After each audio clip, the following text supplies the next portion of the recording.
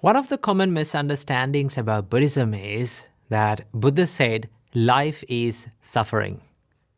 Now one can think, why Buddha speaks about suffering? Why Buddha is so pessimistic? Isn't there anything to be happy about life? There are happy experiences that we gain in life. Why Buddha can't speak about this? Now this confusion happens when the Pali word Dukkha, which is the first noble truth, is translated to English. The most common translation for Dukkha, the word Dukkha, is suffering. From this one can think, okay, the Buddha says life is suffering. But when the Buddha used this word Dukkha in his first noble truth, Buddha meant something profound and deep. Yes, Dukkha can be understood as suffering in a more superficial meaning, but it has a more deeper meaning when the Buddha used this word in his context. So I want to show you from this video what actually Buddha meant by when he said life is Dukkha. In his book, Noble Truth, Noble Path, Venerable Bhikkhu Bodhi mentioned about this as follows, I quote, Buddha drew this word out from its original context and gave it a deeper significance, using it to highlight the inescapably flawed, deficient, and unsatisfactory nature of sentient beings.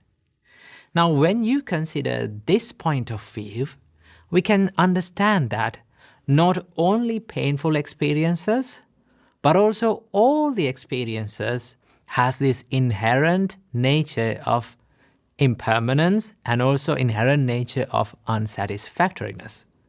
Now, by this, Buddha did not mean that life is a total misery. Buddha also speaks about happinesses and joys that we can achieve in this life. We've talked about this in a video. We've talked about the 4 types of happinesses that Buddha teaches us to achieve in life as a householder. Now, Buddha saw that there is happiness in life, there is these happy experiences in life, there are these painful experiences in life, and also there are these neutral experiences in life. But when you take a closer look at all these experiences, be it a happy experience, be it a painful experience, be it a neutral experience, all of these experiences has one thing in common, one nature in common, and that is these experiences are subject to change. They become impermanent. And as they are fleeting and as they are transient, these experiences cannot give a person a complete satisfaction, right? Because we experience these feelings and experiences, and we think this will last forever. But the true nature of every experience is that it is subjected to change. As it is subjected to change, it doesn't give you the fullest satisfaction. When you are not satisfied with that experience, there is suffering, right? Always unsatisfaction is something that is missing in your life, right? In everyone's life, in every human being's life, when you take a closer look at the person's life, there is something that is missing in life. We think, I wish I had that. I wish I had this, right? I wish I could do that and this. This unsatisfied nature is what makes the suffering. So the Buddha mentioned this in his sutras, but the Buddha said, Yada niccang tan dukkhang. What is impermanent is suffering. So the suffering doesn't occur just because of the painful feelings, because it occurs because our mind, our lives are not satisfied with these experiences. We think when we experience a happy feeling, okay, a pleasurable feeling, we think this experience will last forever.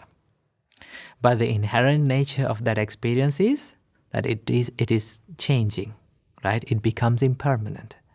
When we experience a painful experience, what happens to us? We think this will last forever. But the nature of this is it will become impermanent, right? So There's a nice quote that I read recently about this suffering. It says, impermanence doesn't make us suffering. Wanting things to be permanent when the inherent nature of everything is impermanent is what makes us suffering, right? So wanting things to be permanent is what we call the cause of suffering. The Buddha understood the cause of suffering as tanha. Tanha can be translated into English. One of the closest translation to tanha is the thirst, right? That means there is this unsatisfied nature. When you consider the word thirst, it has this nature of unsatisfied nature, looking for something, yearning for something, right?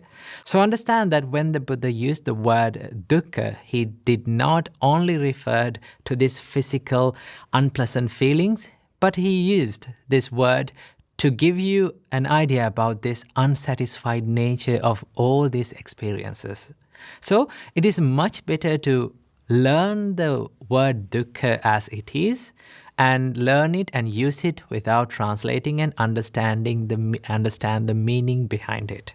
So I hope you got some idea about the word dukkha and what actually the Buddha meant by the word dukkha.